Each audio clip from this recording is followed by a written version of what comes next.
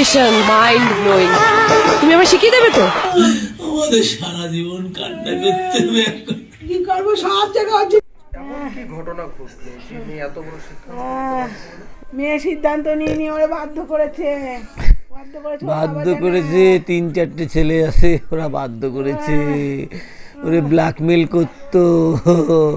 ওদের কাছ থেকে সরে আসতে চাইছিল, ভালো হতে চাইছিল, ওদেরকে দাদা দাদা করে ডাকতো, ওদের সঙ্গে মিশতো। ওরা অন্য ওর বান্ধবীর সঙ্গে মিশতে দিত না, বললো তুই আমাদের সঙ্গে মিশবি। আর কোনো হ্যাঁ মানে ও বুঝতে পেরেছে যে এই ছেলেগুলো ভালো না, ওদের কাছ থেকে সরে আসতে চাইছিল।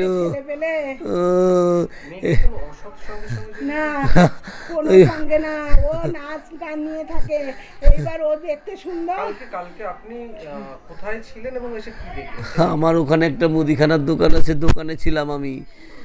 তার আগে ঘটনা ঘটেছে, ও যে ইসের থেকে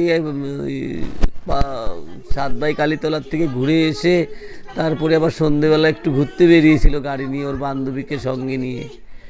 তারপরে বাড়ি এসে আর যখন বাড়িতে ঢুকবে দেখে ওই দুটো ছেলে যারা ডিস্টার্ব করে, ওর মা দেখেছে।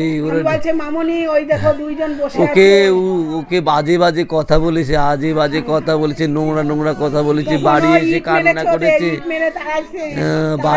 কান্না করেছে। ওর মামনি জিজ্ঞেস করে কাঁদিস না বাবা।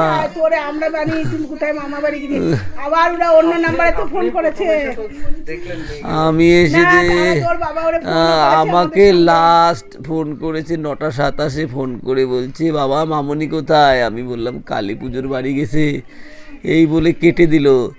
তার 3-4 মিনিট পরে সুমন্ত বলে একটা ছেলে ফোন করলো, বললো কাকি কোথায়? আমি বললাম কাকি কালী পুজো বাড়ি গেছে। আমি বললাম কি হয়েছে?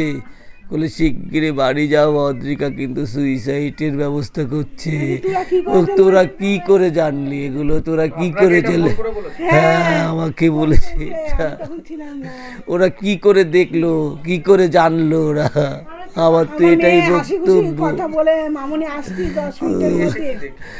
আমি এসে দেখলাম গলার ফাঁসটা এইখানে, কোনো পেঁচানো ফাঁস নেই, এইখানে ওড়না দিয়ে ফ্যানের সঙ্গে ঝুলে আছে, আর বিছানার উপরে পা দুটো লেগে আছে।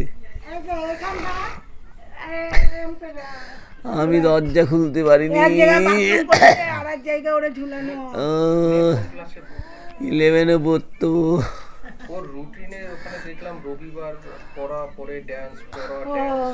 ও ডান্স বাংলা ডান্সের তো ও ডান্স হচ্ছে, ওর টিউশনই আছে তো দুটো, নাচ শেখাতে যায়, সেই জন্য ডান্স যেদিন ডান্স থাকে ওর ক্লাস করতে যায়, নাচ শেখাতে যায়।